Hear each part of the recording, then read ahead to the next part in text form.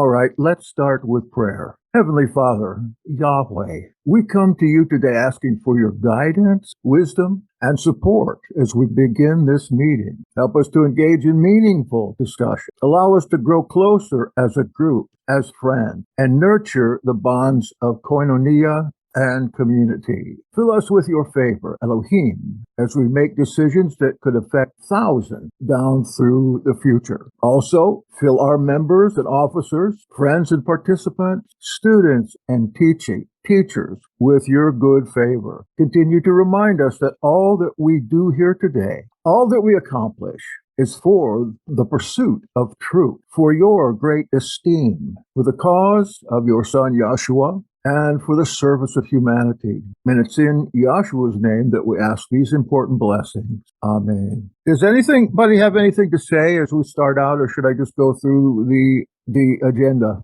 Is there a burning sensation in somebody's heart? Okay, we'll just go then.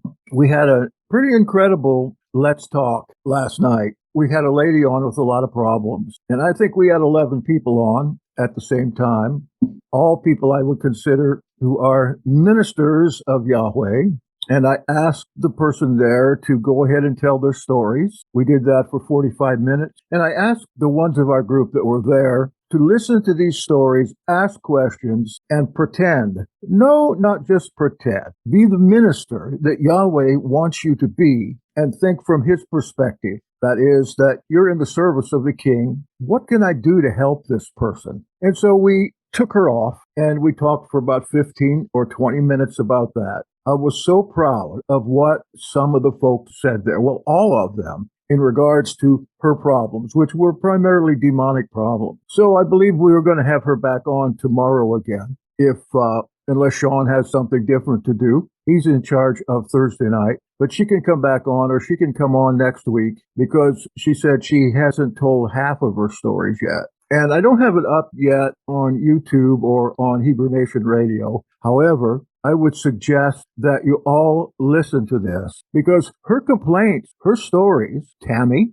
are not that unusual at all. We've had several people come on and suggest that they were infiltrated with demons, or that they had done some things in the occult world that set things off in their lives. And both of those things occurred to her. And then as we listen, not just listen for content, but also listen through the earplugs of Yahshua as to what we might then reply to her. And if you were in on that, I'm going to share your comments with her, maybe yet before the night's over, so she can hear the incredible thoughts, ideas, ministries that the people who were here last night had. So that's Let's Talk, and it is growing. It's growing. It's already up to, as I said, 11 people, and it really turns out the attendance turns out live to be greater when there is a person on here that wants to tell their story. You know, we had a series back a little time ago, maybe a year or two ago, of our story. That was about a year ago, our stories. People are interested in your story. So that's an update on the Let's Talk on Tuesday and Thursdays. I can't quite remember what we did last. Oh yeah, Sean was on last Thursday, and he gave his whole philosophy of ministry and eschatology. It was really good. Appreciated that. So let me know, Sean, if you have a topic for tomorrow night, or if not, I'll see if Tammy can come back on. I guess what I need to do is to explain again very briefly why I had to move, because now my move is affecting our ability to give tax refund. So we applied for that in April of 2017 with the Florida Internal Revenue, and that was approved, and it's good for 5 years. Then when 5 years rolls around, I was concerned because I didn't know. I knew it was good for 5 years, but I didn't know what would happen after that 5 years, if they just drop it or if you had to update things or exactly what. So I inquired into that and got somebody down there in the Internal Revenue Department in Florida who said that you can't keep your ability to be tax-free if you don't have a permanent meeting place where people are supposed to come together every week, once a week. Actually, the law says on Sunday, actually tells you on Sunday. So, look, I was able to get something for that last time, but this time it just so happens that having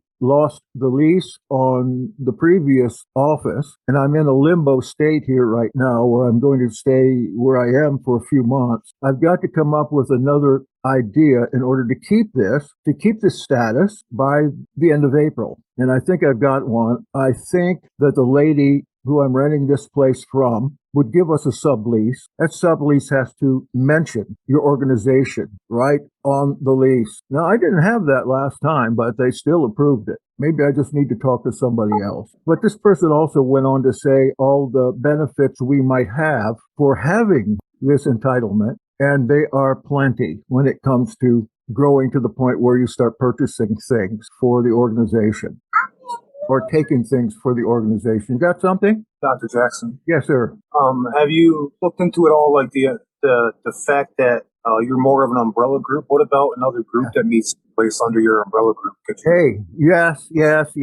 And it's not hard to get. Yeah. Absolutely, we can. But there are responsibilities there too, and there's not much to those responsibilities. You don't even have to, unless you take in like 25 or maybe 50,000 by now dollars in the course of the year to even report anything. Yes, you've got something going there, right? Well, we have a large family. We have some friends that meet on Shabbat, so we're getting back into it, I guess, at the moment. So okay, well, let me send you over a copy of what I had to send into the state. There's no reason why you can't have one. You can't have your own grandfathering into a 501c3. You don't have to apply for that with the federal government or anything. If you're having a meeting every week, then you can apply for it and you will get it. You can fill out I'll send you that paperwork over. Hi, maybe somebody else has a home meeting that they would like to get that. In your state, then, what you buy for your group is tax-free, no sales tax. That includes even food. Yeah.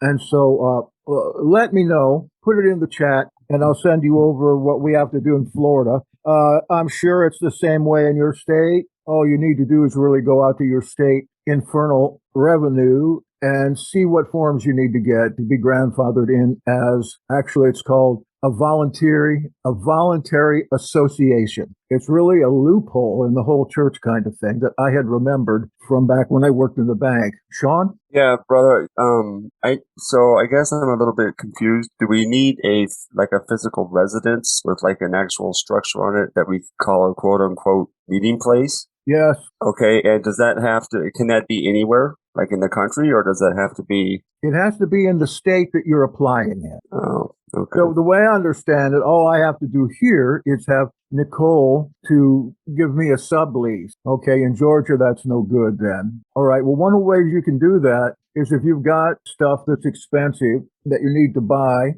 you can have me buy it for you online and have it sent to you. It's got to be purchased in Florida. That's true. But if we have a place in Florida and we have a place in Nebraska and we have a place in North Carolina, place in Tennessee, then we can do that. We can find a way around that because, sales tax is expensive when you're buying something expensive. And we can furnish you in your state. I found out it's only in your state. We can furnish the people in our states a decree that allows them to go in and then buy for the Yahad what you need without sales tax. And the things that you can buy are vast. Cars. I don't know about vacations in Costa Mesa, California, but just about everything else. Okay, put it in the chat if you want that paperwork.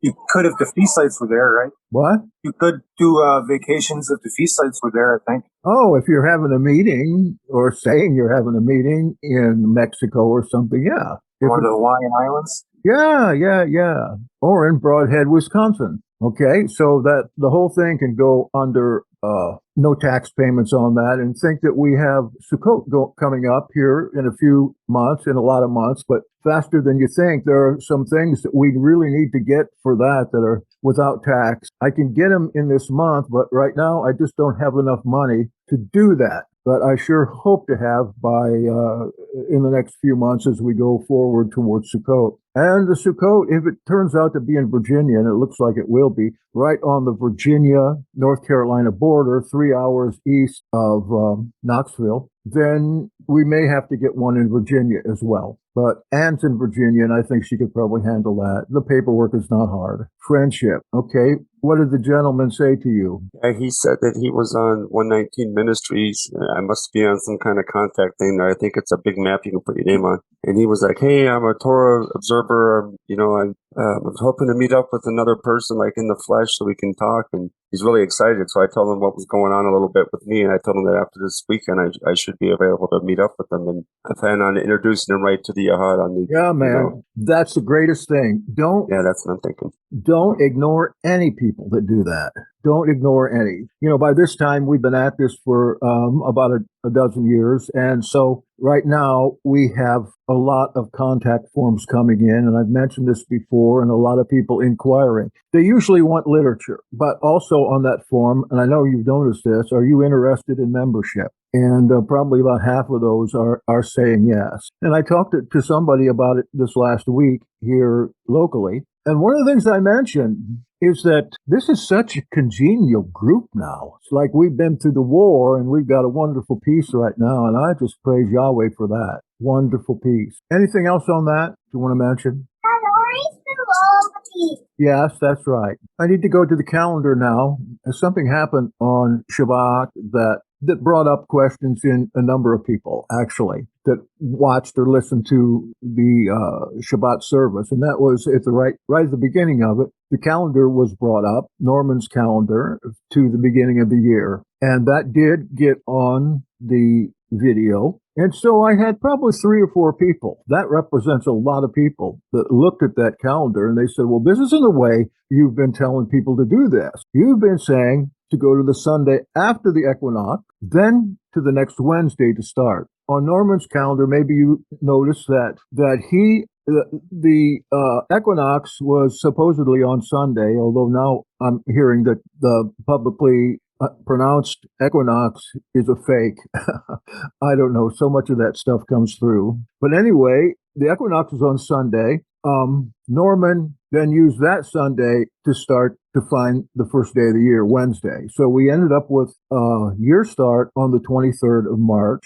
And the way I figure it, it should have started on the 30th. We had the same discussion in 2018 because it was very similar that year. And indeed, at that time, that being 4 years ago, those that were figuring a calendar were going straight from the Sunday equinox to the next Wednesday. Now, I was asked many times, people, where is it exactly that tells us where in relation to the equinox the year starts? And I have been through and through and through the literature, and I picked up another essay off academia this last week. And the scholar there, MacLeod, I think his name is, and I put his quote down in the Vero Yahad messaging system there. He says that in no place in the literature does it tell you in what relationship the first day of the year is to the equinox. It doesn't tell you. So there are several theories of that. One of those, you might have listened to a recording we had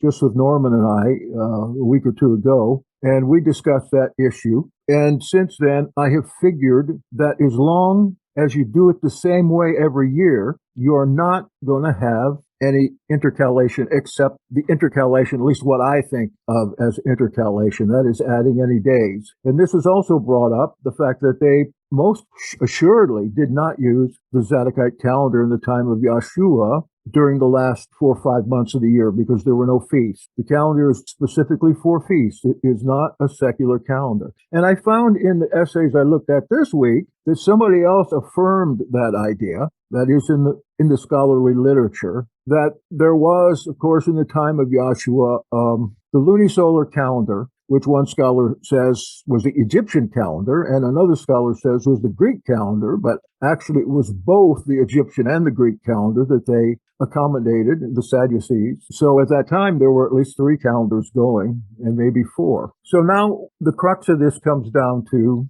I think, despite those people that wrote in and said, this is not the way you said to find the first day of the year, I wrote back to all of them and told them about what Micah, or whatever his name said, regards to there not being any direct scriptural evidence as to what the relation is between the equinox and the new year, that Norman's evaluation is just as valid as mine is. But my logic is that you've got to have a first day before you can have a fourth day. That's my understanding. That's my philosophy on the whole thing, that if the equinox comes on Sunday, especially if the equilux is after midnight, then you need to go to the next Sunday. But neither one are theoretically true. Both of our ways, if we do it the same every year, they're going to come out with no intercalation. However, the difference is a week usually. And so in 2018, we had Sukkot, and it was actually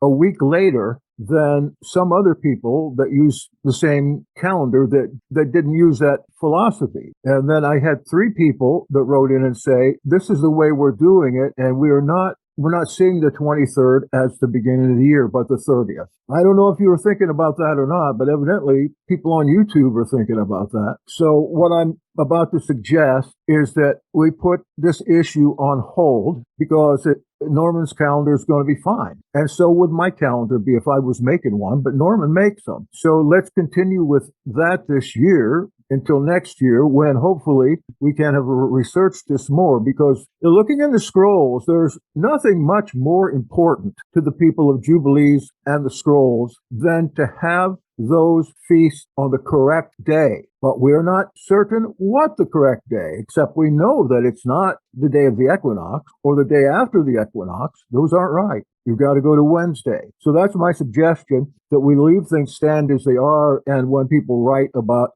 this wondering, I'll just explain that to them, and that we're tabling it for this year to do some more research. What do you think? Norman, you have comments?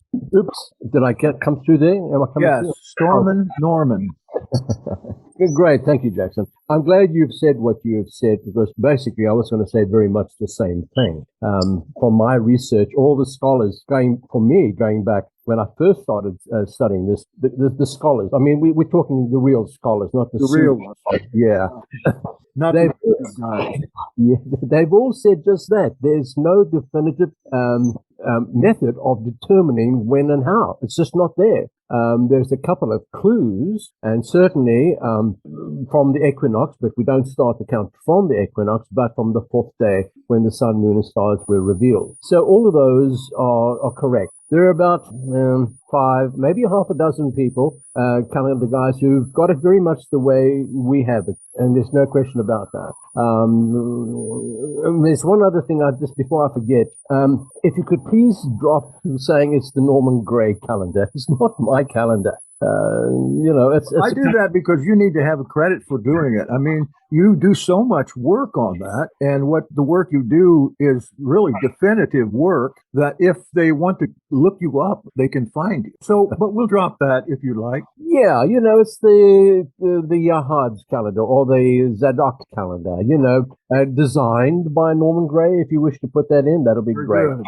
Yeah. And I did that. Understand, I mean, most of the calendars that are out there, they're beautiful. And this is the problem. They're beautiful, beautiful pictures, beautiful illustrations, and you need a magnifying glass to go in and to say, well, when does it occur on the Gregorian calendar, our civil calendar, when we do business? And that's very difficult to find. And that's why I drew it the way it is. Big, bold lettering, that's where it is. You can see it without any question. So that's the primary thing. And the other one was, of course, that what you've just mentioned, that there's no clear indication. And that applies to the Moonies.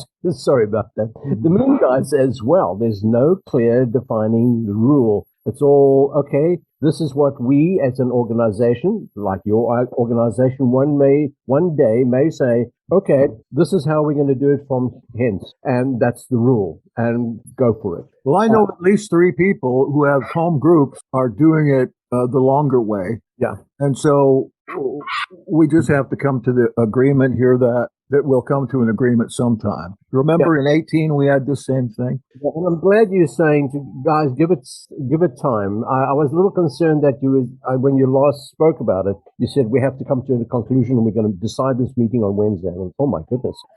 Well, yeah. So on Shabbat, this last Shabbat, I thought, well, we don't have time to decide this. This is a very sticky kind of subject. And since I found out that there really is no clear explanation of it, then who knows when the next time a fragment's going to pop out that's going to tell us. There have been a couple of fragments here just lately that popped out on the calendar, Right. which I haven't studied them yet, but that could come out, or a bona fide scholar could come up with something. Yeah. I don't want to split people even more, you see. Yeah, That's what I'm doing. Yeah, this is always the problem. Some people may say, "No, why are you doing it that way?" I'm sorry, and I'm out of here. And I've stopped playing that game. And this is one of the reasons you mentioned that I'm not a joiner. Well, I do. I thoroughly enjoy coming into your meetings. I've learned a lot from you, and I've really enjoyed it. But I've decided that's it. I'll fellowship with a whole bunch of people. On Sabbath afternoon, I still fellowship with my Mooney guys. But basically that's it. So I've decided, no, I'll fellowship, but no, the days of me joining a church, and boy, believe you me, I've been through them all. You name them. I've been through them all. Yes, you have.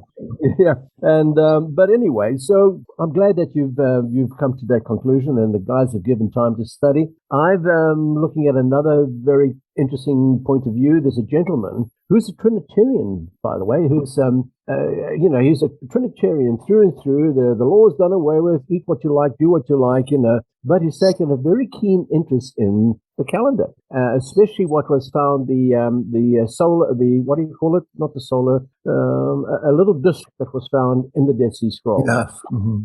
Yeah, and he's taken a great interest in that. He's got it 99.9% pretty good. In fact, I'll send to you a link later on to his, and you can have a look at that and see what he says there. If there's, I noticed a couple other guys have built one of those things, and if it's more accurate on when the equinox really is, especially now after learning that the real equinox might not have even been last Sunday, then maybe we ought to put one of those out someplace. Yeah, no, not one of those that you build. This was found at the Dead Sea Scrolls. That was like a little household device that people would.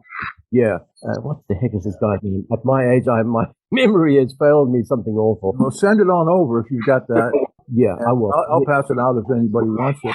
Yeah, absolutely. Okay. Do you have a parrot back there? Do you have a parrot? No. Oh, I keep hearing a parrot. No, it's my radio, my music. I've got okay. Off, music. All right. You like to listen to parrots. I get it. Okay, guys, carry on. No, that's basically all. I had a few other things I wanted to correct you, and I thought, no, you've done the right thing. I really appreciate that. So, okay. Well, we can have another talk this next week if you'd like. The last one was so good. Yeah. Okay. All right. Let's do, and maybe we'll set that up for one of the weeknights next week. Is there anybody else that has any comments about the calendar issue? All right. Let us go on. The next topic I have is the car for Haiti. Last week, maybe the week before, there was a little problem we had in getting money down to Haiti. We tried a new way to do it at a place that was that provided a little less opportunities for gang members to come and knock you on the head and take your money. So I sent money through that, $600. Okay, he went to pick it up right by his house, and they wouldn't give it to him. He had everything he needed to get it, but they wouldn't give it to him. They even went to the manager. He must have been in their office 2-3 hours trying to get this worked out. All right, so he went home. And I then did my best to cancel that payment, $600. So I went to Western Union, which charges a lot to do this, and I sent $8,000. 8,000? Did I say 6,000? No. I mean 600. I don't think I've ever seen 6,000 in our treasury. I said 600. The second time with Western Union, I tried to replace that with 800. Some more money had come in since then. And so he was able to pick that up with no problem. But then the other place called and said that they had made a mistake. Come down and get this money. So he, in fact, I don't know, maybe Jean's here tonight. He, in fact, got $1,400 at that time. Now, 600 of that should remain in our treasury. But the deed is done, and there's nothing we could do about it. Haiti is a very difficult place to set up a means of sending anybody money there. So right now I'm about 600 short in the account. So he took some of that 1,400 and evidently paid teachers and got the things done he needed to till he had a 500 left for the car, set aside for the car. And so he needed 1,600 to pay for the car. and I was to go down and put that by Western Union today, but I wasn't able to. I was out yesterday and I did too much walking and I was exhausted. So I've been in bed most of the day today. I'm going to try to go out again tomorrow and send that money, another 1,500 for the car and then another 100 or so, whatever I can scrape up to buy insurance and so forth. So I didn't want this not to be disclosed. I wanted you to know about that. And so tomorrow I'll send 1,600, which pretty much closes us out. We've got a bill to pay of 200 coming up tomorrow, and that's going to be about the end of it for there. Well, I'm not worried about getting it back because he used it for something that there is funding for. There is funding through the Yahad for X number of hundreds of dollars each month to help with the schools and with the group. So I'm bringing that to your attention today. I overdid him by $600, and now I must confess that it wasn't all my fault. Some of it was, what was the name of that company I used? Zelle? And that didn't work out very good. And the point is that you never know who's going to be working on the other side. I think sometimes it's just belligerent why people clerking in other countries especially don't want to give up that money as though it was theirs, even if the person there has all the protocols to get it. Comments? Yeah, I have a comment, Jackson. I hesitate to say this because Go ahead. you know how I feel about it, but as you know, I send a monthly support there. Yes. What should I this month? Should I do that differently? Maybe break that up and do like half of it to the Yahad for our own. If our coffers are bare, and if he has the money for the car now, that'll be helpful. You know. All right. What I'm thinking is eventually I'll get it back. There's no hurry. There's nothing. We can cover what we've got.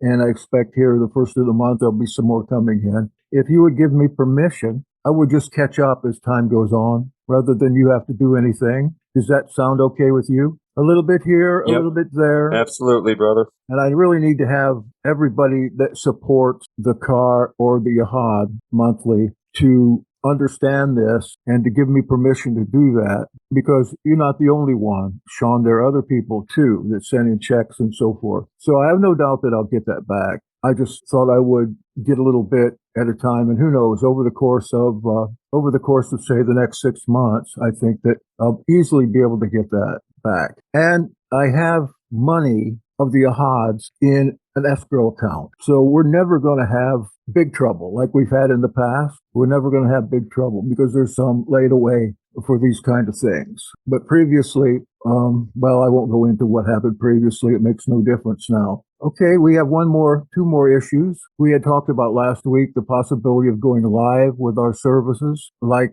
the live interview I've done the last couple of Fridays. There's pros and cons to that, but I know that a couple of people wrote in who were against going live like that. And I know there are some that are pro that. I'm just wondering what your opinions are. You're here at the meeting. Let's hear about it. What would be the platform that you'd be using for live broadcast? What's the proposal? You can use Zoom. I was reading into using Zoom for YouTube and Facebook Live programs. So we wouldn't have to change much. All we would have to do is go into the back office there, click on a few other provisions within Zoom, and then rehearse it once. We could actually rehearse it, within the. What are the reservations that were being expressed? Yeah. Maybe, I'm not sure the whole pros and cons of it. What are some of the things people are bringing up? One of the reservations would be that, unlike in the past, we would be very limited on how many people could actually be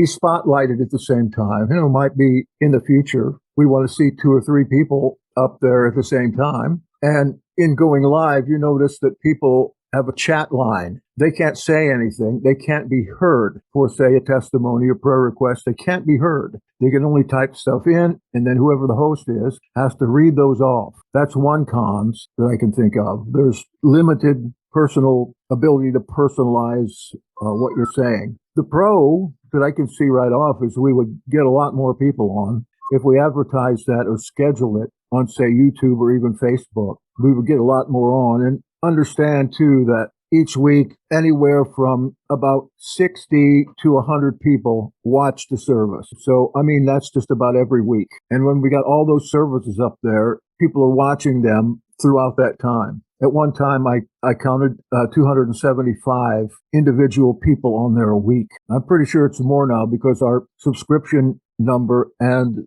our number of downloads has gone way up in the last couple of weeks. We're now on the way to 2,000. We're over 1,500, and just about all that in the last year. So I think we're doing something right there. We want to get it Think out. we'll have more potential for members, perhaps? Oh, yeah, I think so. I think it hasn't shown this to happen, but one of the best things we can do if we're looking for members is to do that service, because people can see that we're organized, serious, and also that the people on there are so congenial.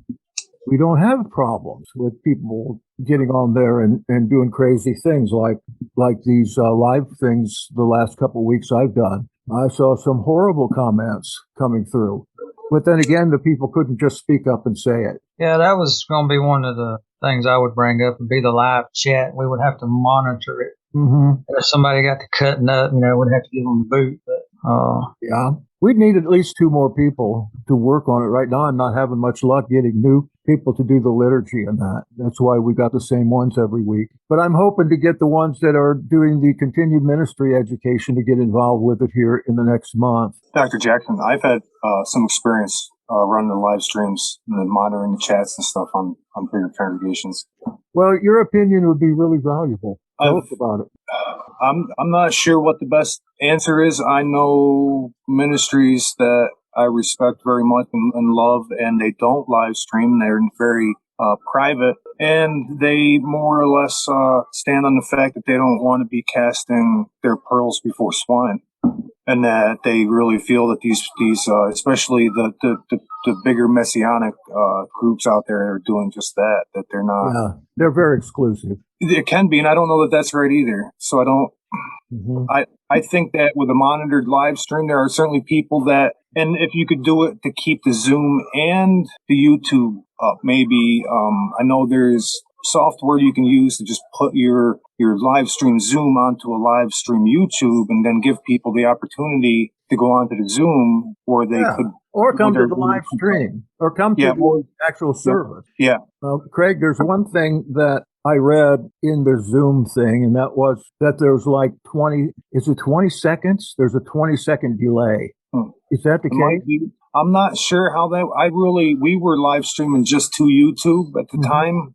I know I've seen like Paul Nissan when he does his live streams, he live streams to or from Zoom to YouTube, so you can watch his on YouTube or join with the Zoom call, which makes it, it still keeps that very personal face type to the meeting. Depending on how big it gets, you're not probably going to want to do that with 200 people. That's a great idea. Yeah, 30, 40 people doable, but maybe 200 people on Zoom is going to be a lot. Will you check into that as your project? Okay, I'll do that for you. This is Craig Lane. The rest of you that don't know Craig, you've seen him pop up on the chat a lot lately. He's a new recruit. He's a good guy, near perfection, I find. Thank you, Father, for sending Craig this way. Will you please take a little time to look into that this week if you have time with those 8 children? I will. I have 7 kids. I was thinking for the future. Yeah. No, we're not. We just have 40, so I got some gray. Okay, brother. It's a little rough, but can you take some time to look into that? Yeah, absolutely. I'll check into the software and everything and get it. All right. That being where it is now, I want to also mention that if you haven't seen the Sukkot poll yet, it's out on Zoom, and I'll put the link to it again into the chat, so you can go out there and, if you're not going to come, there's no way you can come, then tell us that too. But I'm serious when I talk about the second tithe and the third tithe. It's no money out of your pocket, the second tithe. It's no money out of your pocket. It is a matter of putting away some money every month so you can go to the feast. And, I put away $50, and I've got plenty of money by that time, and $50, sometimes I need that, but primarily I can do with putting it in a savings account. So that would be a way to go, if you're strapped for cash, or if you've got a lot of kids. I know some of you do. Craig, you're not the only one. No, we just love the feast, though. Yeah. We absolutely love the feast. We're stoked. I'm glad you said that, because they are wonderful. Mm-hmm. They are wonderful. Amen. especially if you don't financially get into buying very expensive speakers. Yeah, we've been hurt a couple times in the past. Being a large family, attending, Sukkots that were a little more costly than the camping option Mm-hmm. can hurt for us. I don't mind the work, but I don't work a lot more than I have to, I guess. So we do have to be careful with what we spend, but we can have a really good time too. So Well, the money that comes up front is usually for where you're going. And Yeah. in order to get, like, for instance, going to put out $2,500 if we have it to get a main, what would you call it? A large tent with heaters and all that stuff, $2,500. And we'll need that for out there. But if you've seen the pictures, it's a beautiful campus. We need to get some porta pots. There is one modern bathroom out there. But I'm thinking, too, and so is Ann, that this is a campus that we can use over and over again in the future.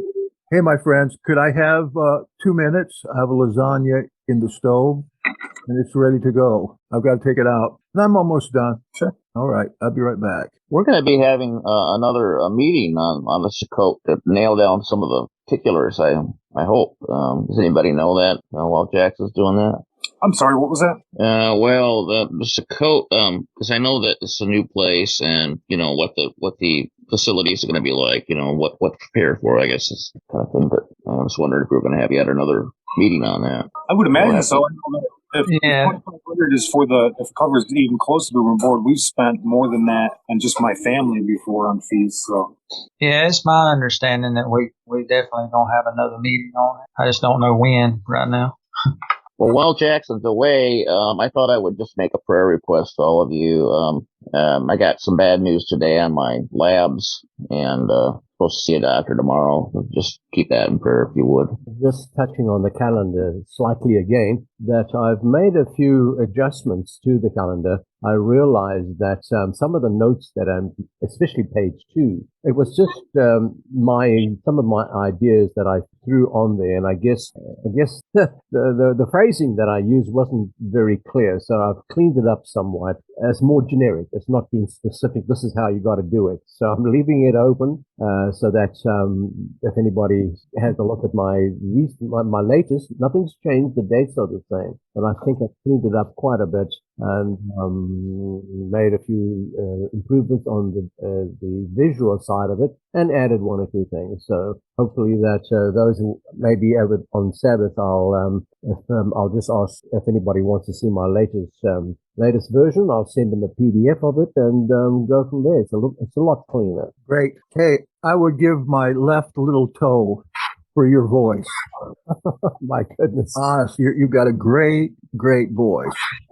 You could use it a little more, Well, yes, I know. I mentioned to you at our last meeting, I'm not very good at the top of my head, answers. Yes, this is what it means. And, people throw questions at you and I have all the answers. I'm not good at that way, but I can read a document. I have read many for my previous association and, it's sort of comes through okay. Okay, great. Well, we like you, Norman. You're welcome here. Well, thank you. I enjoy your your work.